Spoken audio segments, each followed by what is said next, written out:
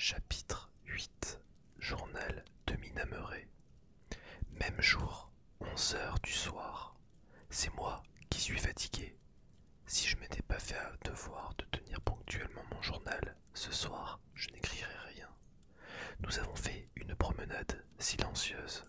Lucie, plus sereine, a même ri gaiement de la curiosité des vaches qui s'approchaient de la clôture d'un pré pour nous voir passer. Et cela, je crois, nous a fait à toutes oublier nos tristes pensées. Oublier tout, vraiment, si ce n'est la crainte que nous inspiraient ces vaches. Crainte salutaire. À la baie de Robin Hood, dans une petite et vieille auberge d'où l'on voyait les rochers couverts d'algues, on nous servit un thé absolument extraordinaire. Sans doute, celles qui se disent les nouvelles femmes auraient été choquées de nous voir manger de si bon appétit.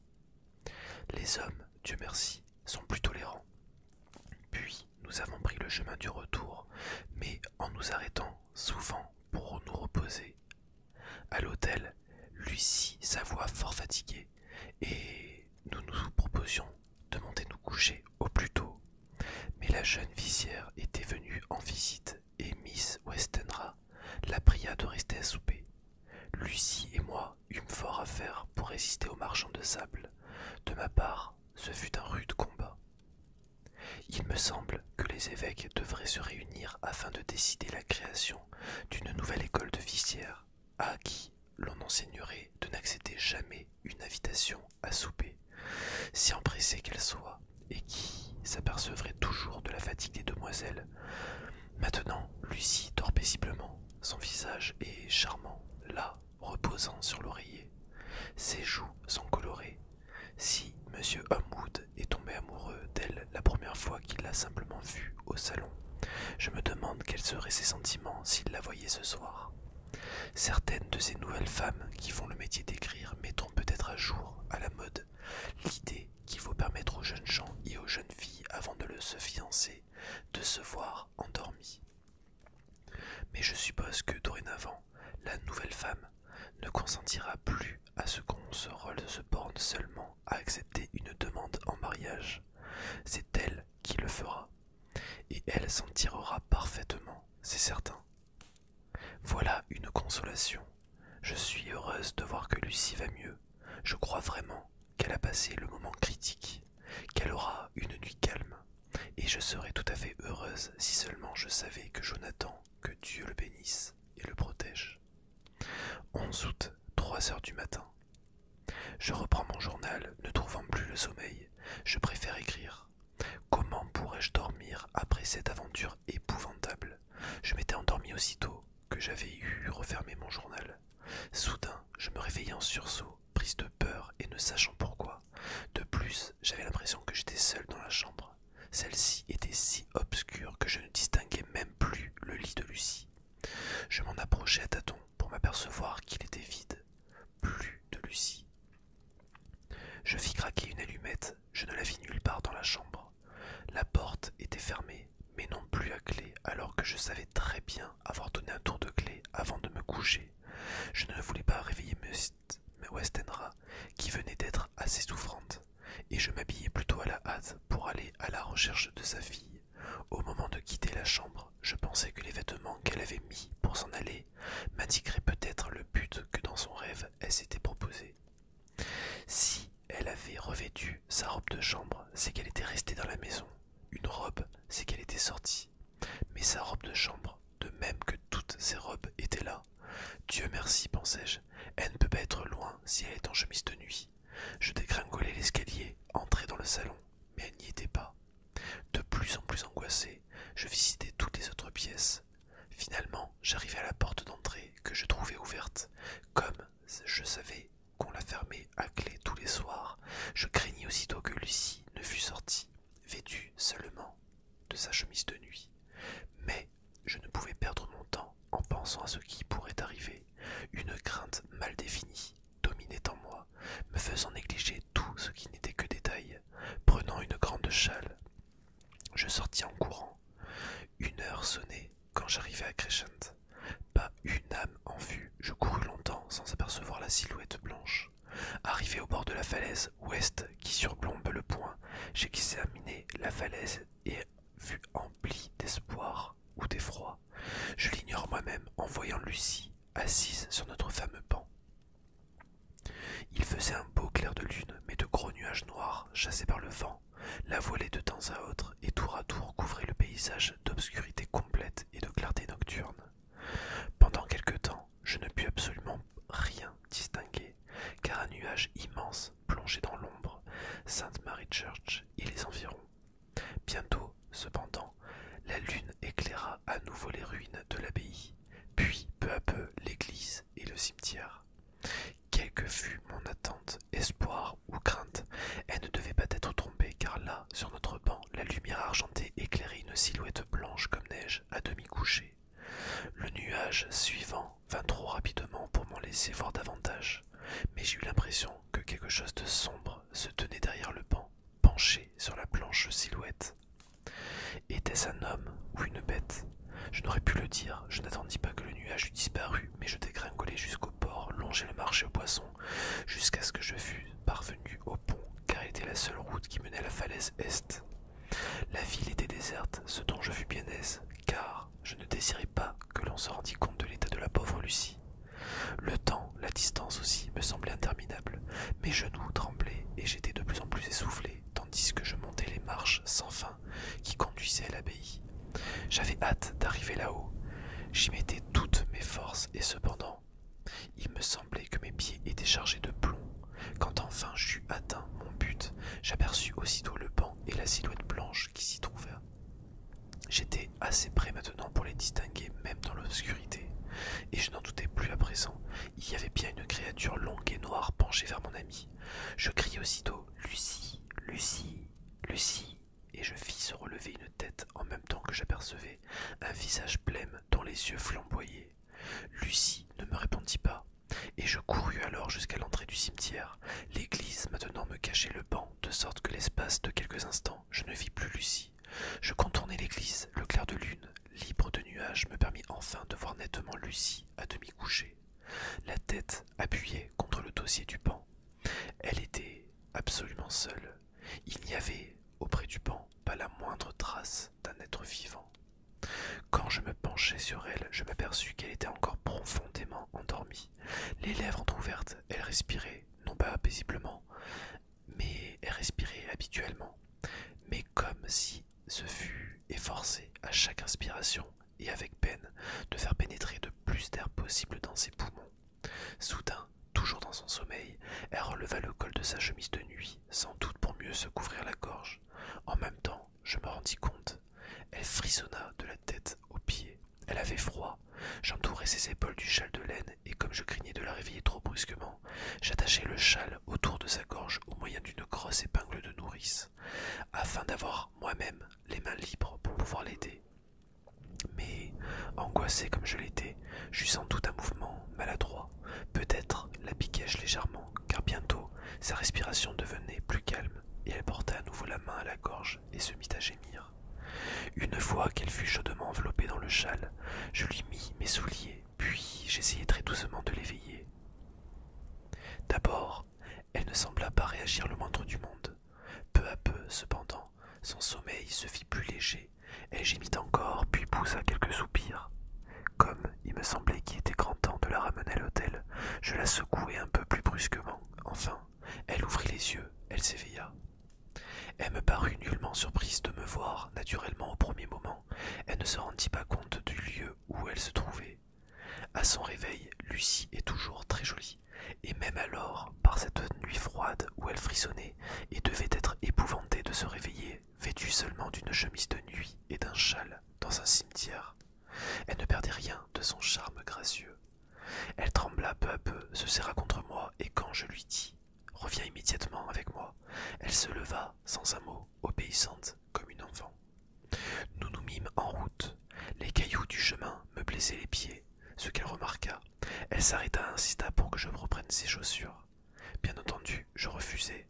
Seulement une fois que nous fûmes sortis du cimetière, je me trempai les pieds dans la boue, afin que, si jamais nous rencontrions quelqu'un, on ne pût remarquer que j'étais pieds nus. Mais la chance nous sourit. Nous rentrâmes sans croiser personne. À un moment donné, il est vrai, nous aperçûmes un homme qui semblait pris de boisson, mais nous mîmes à l'intérieur d'un porche jusqu'à ce qu'elle eût disparu. Inutile d'ajouter que j'étais à nouveau rempli d'inquiétude à la pensée que Lucie risquait non seulement de prendre froid, mais de voir sa réputation gravement atteinte. Si cette histoire se répandait, dès que nous fûmes rentrés et après être lavé les pieds, je la fourrais dans son lit. Avant de se rendormir, elle me demanda, me supplia de ne rien raconter à personne, pas même à sa mère. Tout d'abord j'hésitais, je ne voulais pas lui faire cette promesse, mais je m'y décidai finalement en pensant à l'état de santé de sa mère, au choc qu'elle éprouverait si elle apprenait la chose, laquelle assurément ne parviendrait que défigurer ses oreilles. J'espère que j'ai eu raison. J'ai fermé la porte à clé et je garde la clé liée à mon poignet. Sans doute ne serais-je plus dérangé. Lucie dort profondément. L'aube, déjà, se lève sur la mer. Même jour, midi. Tout va bien. Lucie a dormi jusqu'à ce que je l'éveille et ne semblait même pas s'être retournée une seule fois dans son lit. Apparemment, l'aventure de la nuit dernière ne lui a pas fait de mal. Au contraire, j'ai eu l'impression qu'elle est mieux ce matin, mieux que depuis des semaines. Seulement, je suis navré d'avoir été maladroite au point de la blesser en fermant l'épingle de nourrice. Je m'aperçois que cela aurait pu être grave car la peau de la gorge a été percée à 2 endroits différents et il y a une tache de sang sur le ruban de sa chemise de nuit. Quand je lui ai dit à quel point cela m'attristait, elle m'a répondu en riant et en me donnant une petite tape sur la joue qu'elle n'en souffrait pas le moindre du monde. Heureusement, je ne pense pas qu'il y ait une cicatrice. 11 août, au soir. Nous avons passé une très bonne journée. Beau temps, soleil, légère brise. Nous avons déjeuné à Mulgrave Wood où Miss Westenra s'est rendue par la route, tandis que Lucie et moi prenions le chemin au flanc des falaises. Malgré tout, j'avais le cœur gros, pensant à mon bonheur si Jonathan eût été là, mais il me faudra sans doute encore beaucoup de patience. Le soir, promenade dans le jardin du casino, où nous avons entendu de la bonne musique, puis nous sommes rentrés nous coucher tôt. Lucie, beaucoup plus calme, s'est endormie tout de suite. Je vais fermer la porte à clé et prendre la clé comme je l'ai faite la nuit dernière, bien que je ne crois pas qu'il ne se passe rien de fâcheux cette nuit. Le 12 août. Je m'étais trompé. À 2 reprises cette nuit, j'ai été réveillé par Lucie qui essayait de sortir de la chambre. Même endormie, on l'a deviné quelque peu irritée de trouver la porte fermée, et c'est avec des gestes de protestation qu'elle est venue se recoucher. Enfin, quand je me suis réveillé au petit matin, les oiseaux chantaient, et je fus bien aise de voir que Lucie, également éveillée, avait encore meilleure mine que la veille. Elle avait recouvré sa gaieté naturelle, et elle vint près de moi, dans mon lit, pour me parler longuement d'Arthur. De mon côté, elle essaya de me rassurer, et j'avoue qu'elle y réussit dans une certaine mesure, car si la sympathie de nos amis ne change évidemment rien aux faits tels qu'ils le sont, elle nous les rend tout de même bien plus supportables. 13 août. Encore une journée paisible, et le soir je me suis à nouveau couché, la clé attachée à mon poignet. Lorsque dans la nuit je me suis réveillé, Lucie, endormie, était assise dans son lit et du doigt montrait la fenêtre. Je me précipitai vers la fenêtre et, levant le store, je penchai la tête pour voir ce qui se passait dehors. Il faisait un beau clair de lune et la mer et le ciel se confondaient dans cette douce lumière argentée et dans le silence mystérieux de la nuit. Devant moi, une grande chauve-souris passait et repassait en décrivant de larges cercles. Une ou deux fois, elle me frôla presque, mais je suppose qu'elle en fut effrayée, car elle s'envola vers le port et enfin vers l'abbaye. Lorsque, quittant la fenêtre, je regagnai le milieu de la chambre, Lucie s'était étendue et dormait paisiblement. Elle n'a plus bougé jusqu'au petit matin. 14 août. Nous avons passé presque toute la journée sur la falaise, et lisant et écrivant. Lucie semble maintenant aimer cet endroit autant que je l'aime moi-même, et c'est toujours avec regret qu'elle le quitte quand il faut que nous rentrions pour le lunch, le thé ou même le dîner. Cet après-midi, elle a fait une remarque bien drôle. Nous revenions à l'heure du dîner et arrivés au-dessus de l'escalier sur la falaise ouest, nous étions arrêtés pour contempler le paysage comme nous le faisions souvent. Le soleil couchant qui descendait derrière le promontoire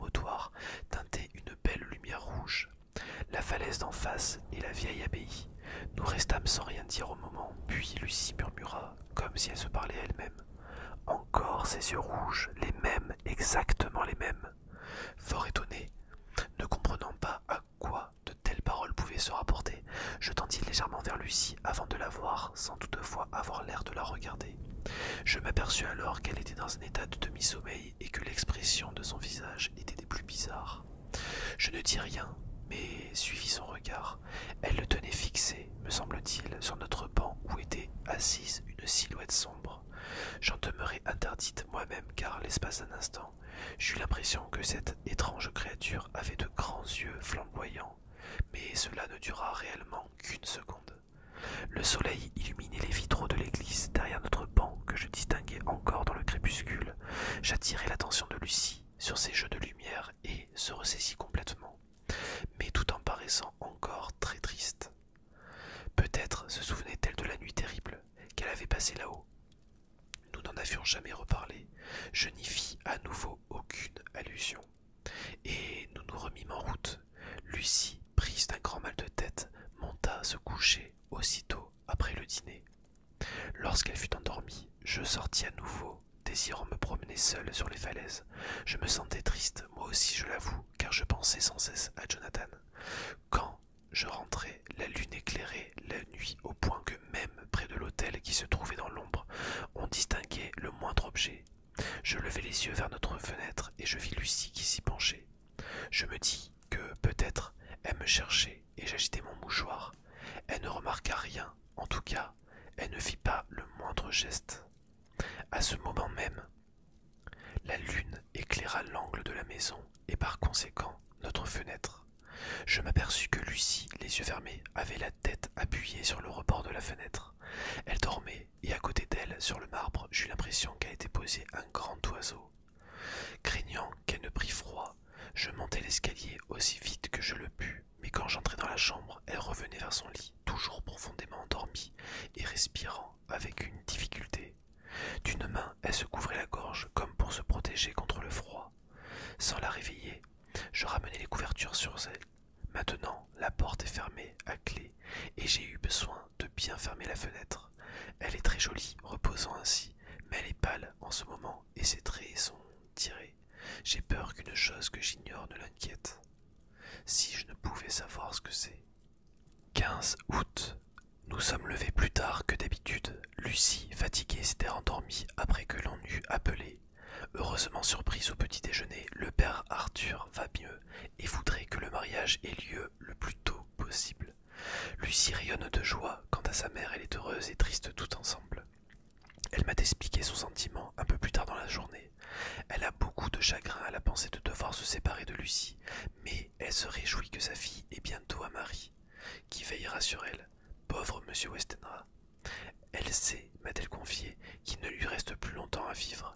Elle n'a rien dit à sa fille et m'a fait promettre de garder le secret. La moindre émotion risquerait pour Miss Westenra d'être fatale. Ah, nous avons bien fait de ne pas lui révéler l'aventure de Lucie l'autre nuit. 17 août. Je n'ai pas écrit une seule ligne depuis 2 jours, j'en avais pas le courage. Oui, tout semble concourir à me décourager. Je n'ai aucune nouvelle de Jonathan et Lucie me paraît de plus en plus faible, je n'y comprends rien. Elle mange bien, passe de bonnes nuits, ainsi que de longues journées au grand air. Cependant, elle devient de plus en plus pâle et la nuit, je l'entends qui respire avec difficulté. Je ne m'endors plus jamais sans savoir attacher la clé de notre porte à mon poignet. Lucie se révèle souvent, marche dans la chambre ou s'assied sur l'appui, la fenêtre ouverte. La nuit dernière, je l'ai trouvée qui se penchait au dehors et c'est en vain que j'ai tenté de l'éveiller. Elle était évanouie. Quand enfin j'ai pu la ranimer, elle était d'une faiblesse extrême et pleurait tout bas entre les efforts très longs et très pénibles qu'elle faisait pour respirer. Lorsque je lui ai demandé pourquoi elle était allée à la fenêtre, elle a hoché la tête puis s'est détournée. J'espère que ces malaises ne proviennent pas de cette piqûre d'épingle. Je viens pendant qu'elle dort d'examiner sa gorge. Les 2 petites blessures ne sont pas encore guéries. Les plaies sont encore ouvertes et même plus larges, me semble-t-il. Les bords en sont d'une rose presque blanc. Si cela ne va pas mieux d'ici 1 jour ou 2, je demanderai que l'on appelle un médecin. Lettre de Samuel F. Billington et fils, solliciteur à Whitby, à Miss Carter Patterson et compagnie, à Londres. 1er août. Messieurs, Nous avons l'avantage de vous annoncer l'arrivée des marchandises envoyées par le chemin de fer du Grand Nord. Elles seront livrées à Carfax, près de Purfleet, dès leur arrivée à la gare de marchandises de King Cross. La maison est inoccupée en ce moment, mais vous trouverez, jointes à l'envoi, les clés qui toutes portent une étiquette. Vous voudrez bien déposer les 50 caisses dans la partie de la maison qui tombe en ruine et marquée d'un A sur le plan ci-joint. Votre agent reconnaîtra aisément l'endroit étant donné que c'est précisément l'ancienne chapelle du manoir. Le train emportant les marchandises quittera Whitby ce soir à 9h30 et arrivera à King Cross demain à 4h30 de l'après-midi. Comme notre client désire que les caisses arrivent à destination le plus tôt possible, nous vous serions obligés de les faire prendre à King Cross exactement à l'heure dite et de les faire conduire immédiatement à Carfax. D'autre part, afin d'éviter tout retard quant au paiement, vous trouverez ci-joint également un chèque d'une valeur de 10 livres dont vous voudrez bien nous accuser réception.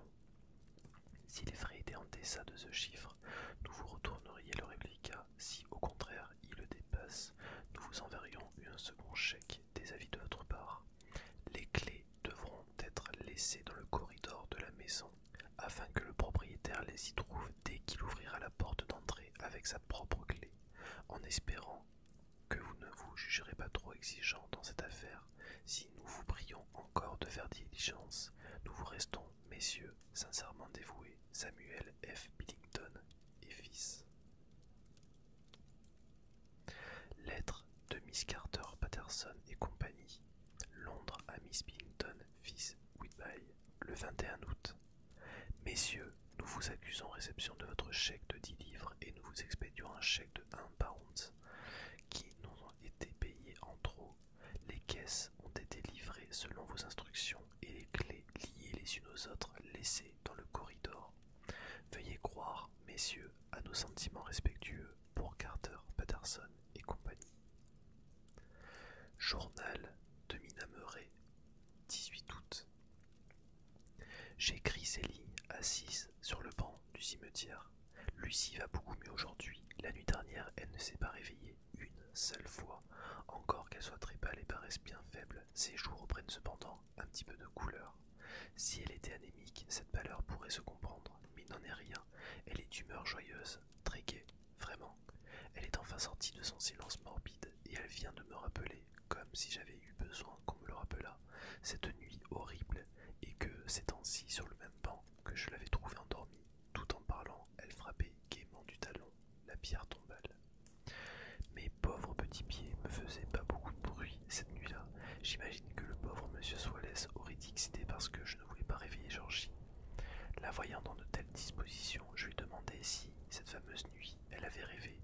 Avant de me rejoindre, elle fit un moment des mimes charmants que son Arthur aime tant, paraît-il. Au vrai, je ne m'en étonne pas, puis elle reprit un peu comme dans un rêve, essayant, eût-on dit, de se souvenir elle-même de ce qui s'était passé. Non, je n'ai pas rêvé. Tout me semblait réel, mais je désirais être ici, à cet endroit, sans savoir pourquoi.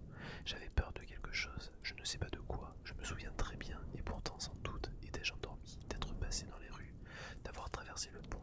À ce moment-là, un poisson sauta au-dessus de l'eau, et je me penchai par-dessus le parapet pour le regarder. Puis, comme je commençais à monter les escaliers, des chiens se mirent à hurler. On eût dit que la ville était peuplée de chiens qui hurlaient tous à la fois. Ensuite, j'ai le vague souvenir de quelque chose de long et de sombre avec des yeux flamboyants, juste comme nous l'avons vu l'autre soir dans le soleil couchant, tandis que j'avais l'impression d'être entouré de douceur et d'amertume tous ensemble. Ensuite, ce fut comme si je m'enfonçais dans une eau verte et profonde, un bourdonnement remplissant mes oreilles, comme il se fait, dit-on, chez ceux qui se noient. Alors, il me sembla ne plus exister. Mon âme s'envolait de mon corps, flottait dans les airs. Je crois me souvenir que le Far West se trouvait juste en dessous de moi, mais puis j'ai eu une sensation de douleur comme si je me trouvais au milieu d'un tremblement de terre. Et enfin, je suis revenu à moi. Tu étais en train de me secouer. J'ai vu tes gestes avant de les sentir. Elle se mit à rire, ce qui, je l'avoue, me parut étrange, inquiétant même. Je l'écoutais rire, en retenant mon souffle. La voir ainsi me faisait mal. Je jugeais qu'il valait mieux qu'elle ne pensait plus à cette histoire. J'amenai donc la conversation sur un autre sujet, et tout de suite elle redevint elle-même. Lorsque nous rentrâmes à l'hôtel, la brise l'avait ravigotée, et ses joues pâles étaient réellement plus roses. Sa mère se réjouit de la voir ainsi, et toutes les trois, nous passâmes passâmes une très bonne soirée. 19 août. Que je suis heureuse, heureuse. Non, ce n'est pas le bonheur, mais enfin, j'ai des nouvelles de Jonathan, le pauvre, il a été malade. C'est pourquoi il est resté si longtemps sans écrire. Je suis rassurée maintenant que je sais à quoi m'en tenir. Monsieur Hawkins m'a transmis la lettre que lui a adressée la religieuse qui soigne Jonathan, et lui-même m'a écrit un mot fort aimable, comme toujours. Dès demain, je pars pour aller le retrouver si cela est nécessaire, j'aiderai à le soigner, puis nous reviendrons ensemble en Angleterre. Mr. Hawkins me conseille de nous marier là-bas. J'ai tant pleuré en lisant la lettre de la bonne sœur que je sens encore dans mon corsage où je l'ai glissée, la feuille de papier toute mouillée. C'est lui qui l'a dictée et je dois donc la garder tout près de mon cœur puisque lui, il est dans mon cœur. Mon voyage est arrangé et ma valise est prête, outre la robe que je mettrai demain matin. Je n'en emporte qu'une seule. Lucie expédiera ma malle à Londres et la gardera chez elle jusqu'à ce que je lui demande de me l'envoyer. Car peut-être, mais je ne dois pas en écrire davantage, je dois d'abord parler de cela à Jonathan, mon mari. Cette lettre qu'il a vue et touchée de ses doigts sera pour moi un réconfort jusqu'à ce que je sois auprès de lui.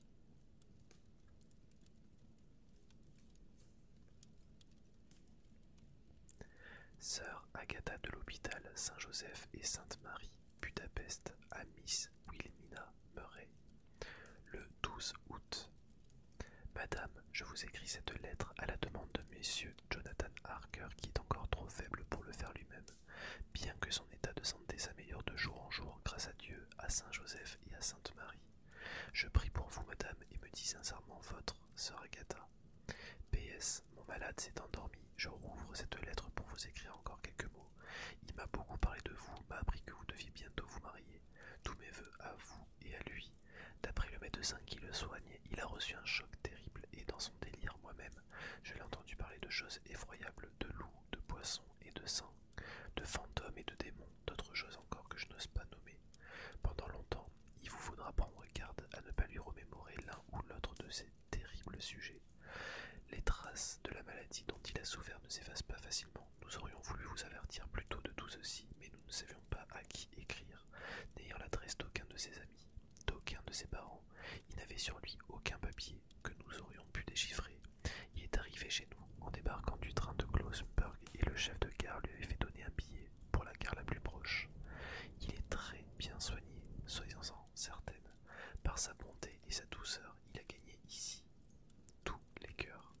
Réellement, comme je vous le disais au début de cette lettre, il va de mieux en mieux, mais je le répète également, vous devrez veiller à sa tranquillité d'esprit. Je prie Dieu et Saint-Joseph et Sainte-Marie qui vous accordent à toutes deux beaucoup, beaucoup, beaucoup d'années heureuses.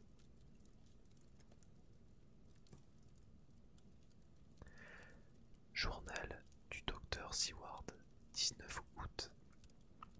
Changement soudain et bizarre chez Renfield hier soir, vers 8 heures. Il est devenu fort excité et il s'est mis à renifler comme un chien lorsqu'il tombe en arrêt. Le surveillant, frappé de la chose et sachant combien je m'intéresse à ce malade, voulut le faire parler. D'habitude, Renfield lui témoigne beaucoup de respect et parfois même se conduit envers lui avec servilité. Mais d'après ce qu'il m'a raconté, ce ne fut pas le cas cette fois-ci. Il l'a traité de haut sans lui répondre quoi que ce fût. Il lui a seulement dit « Je ne veux pas vous parler, vous n'existez plus pour moi. Le maître est près d'ici. » Le surveillant croit qu'il est pris d'un accès de folie mystique. Il en est ainsi et nous devrions nous attendre à de belles scènes car un homme aussi robuste que lui, s'il est atteint de folie à la fois mystique et homicide, peut devenir dangereux, très dangereux. À 9 heures, je suis allé le voir. Il eut envers moi exactement la même attitude qu'envers le surveillant. Il semble que, dans son état d'esprit actuel, il ne fasse plus aucune différence entre le surveillant et moi. Sans doute est-ce un effet de la folie mystique et bientôt il se prendra pour Dieu lui-même. Ces mesquines distinctions entre deux hommes ne sont pas dignes d'un être tout-puissant. Comme ces aliénés se trahissent, le Dieu véritable veille sur un moineau, protège son existence, mais le Dieu que crée la vanité humaine ne distingue pas un aigle d'un moineau. Pendant une demi-heure et même davantage, Renfield se montra de plus en plus excité, tout en feignant de ne pas l'observer. Je suivais pourtant chacun de ses mouvements. Tout à coup, je vis dans ses yeux ce regard sournois que les fous ont toujours lorsqu'ils se sont arrêtés à une idée, et en même temps, il secouait la tête, ce que les surveillants des asiles connaissent se calma et avec un air de résignation, alla s'asseoir sur le bord de son lit. Il se mit à regarder dans le vague avec des yeux éteints. Je voulais savoir si cette apathie était réelle ou simulée, et j'essaye de le faire parler de ces petites bêtes, sujet qui n'avait jamais manqué encore d'éveiller toute son attention. D'abord, il ne répondit pas, puis finalement, il dit avec humeur: « Au diable tout cela, peu importe. » « Comment ?» l'interrompis-je. « Vous n'allez pas me dire que vous ne vous intéressez pas aux araignées, car depuis quelques jours, sa principale marotte, ce sont les araignées, et son calepin est rempli de petits chiffres. » À ceci, il répond d'une façon énigmatique. Les demoiselles d'honneur réjouissent les yeux de ceux qui attendent l'arrivée de la mariée. Mais quand vient celle-ci, les demoiselles d'honneur n'ont plus aucune importance aux yeux des invités. Il ne voulut pas expliquer davantage et obstinément resta assis sur le bord de son lit tout le temps que je demeurais dans sa chambre. Je suis très fatigué ce soir et fort abattu. La pensée de Lucie m'obsède continuellement et je ne puis m'empêcher de me dire à chaque instant que tout aurait été différent. Si ce soir, aussitôt couché, je ne trouve pas le sommeil, eh bien, alors le chloroforme, ce morphée moderne. Alors, mais je dois prendre garde de ne pas faire une habitude. Non, ce soir, je n'en prendrai pas. J'ai beaucoup pensé à Lucie, et je ne ferai pas tort à son souvenir en voulant à tout prix oublier. S'il le faut cette nuit, je ne dormirai pas plus tard, heureux d'avoir pris cette décision, et surtout de l'avoir tenue. J'étais à me retourner dans mon lit d'un côté puis de l'autre, et je venais d'entendre sonner 2 heures, seulement 2 heures. Quand le veilleur de nuit frappa à ma porte, il venait me dire que Renfield s'était échappé. Je m'habillai en toute hâte et redescendis. Mon malade était trop dangereux pour se contenter d'errer dans les environs. Ces idées fixes pouvaient constituer un véritable péril pour les gens qui viendraient à sa rencontre. Le surveillant m'attendait. Moins de 10 minutes auparavant, il avait vu encore par le petit guichet pratiqué dans la porte de la chambre Renfield étendu sur son lit, apparemment endormi. Mais ensuite, son attention attirée par le bruit d'une fenêtre que l'on ouvrait, et revenant en courant à la porte de Renfield, il avait vu les pieds de ce dernier disparaître par la fenêtre. Sans hésiter un instant, il m'avait fait appeler. Selon lui, Renfield, vêtu de sa seule chemise de nuit, ne devait pas être très loin. Aussi valait-il mieux, sans doute, surveiller d'ici sa fuite que de tenter de le suivre immédiatement, car nous pourrions le perdre de vue si nous quittions la fenêtre pour gagner la porte de l'établissement. Mais, fort et robuste, le surveillant ne pouvait pas songer à passer lui-même par la fenêtre. Comme je suis mince, il m'aida à sauter dans la cour et j'y réussis, sans me blesser. Il me dit que le fugitif avait pris vers la gauche, tout droit. Je courus dans cette direction aussi vite que je pus. Lorsque j'arrivai près des arbres, j'aperçus une silhouette blanche qui escaladait le haut mur séparant notre parc de celui de la maison inhabitée. Toujours en courant, je revins dire au veilleur de nuit d'appeler immédiatement 3 ou 4 hommes afin de faire venir avec moi à Carfax, au cas où Renfield deviendrait dangereux. Nous devions être plusieurs si nous voulions tenter de le ramener. J'ai pris une échelle et montant à mon tour sur le mur, je me laissai tomber de l'autre côté. Au même moment, je vis Renfield disparaître derrière la maison et courus pour le rattraper. Arrivé de l'autre côté de la maison, je le trouvai qui s'appuyait de toute sa force contre la vieille porte de la chapelle. Apparemment, il parlait à quelqu'un, mais je n'osais pas m'approcher de façon à entendre ce qui se disait, car je craignais de le faire fuir. Poursuivre un essaim d'abeilles n'est rien comparé à la tentative de rattraper un fou à moitié nu qui mit en tête de se sauver. Après quelques minutes, cependant, je compris qu'il ne remarquait rien de ce qui se passait autour de lui. Aussi avançai-je vers lui, d'autant plus rassuré que mes hommes avaient maintenant franchi le mur et allaient le cerner. Je saisis ce qui disait. « Je suis à vos ordres, maître. Je suis votre esclave et je sais que vous me récompenserez car je serai fidèle. Il y a longtemps que je vous adore de loin. Maintenant que vous êtes tout près, j'attends vos ordres et vous n'oublierez pas, n'est-ce pas, cher maître, dans la répartition de vos bienfaits. » Quel mendiant en vérité, il pense au pain et aux poissons même lorsqu'il se croit devant la présence réelle.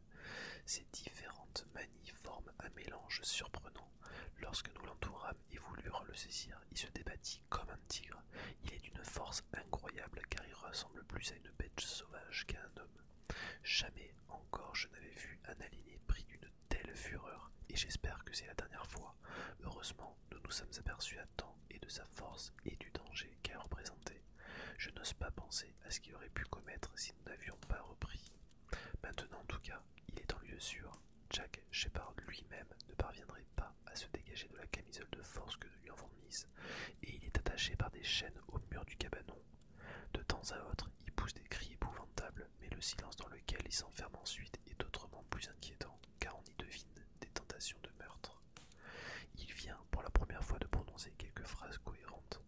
J'aurai de la patience, maître, je saurai attendre, attendre, attendre. Mais aussi, j'attendrai. J'étais trop excité pour dormir, mais écrire ces pages m'a calmé, et je sens que je dormirai quelques heures.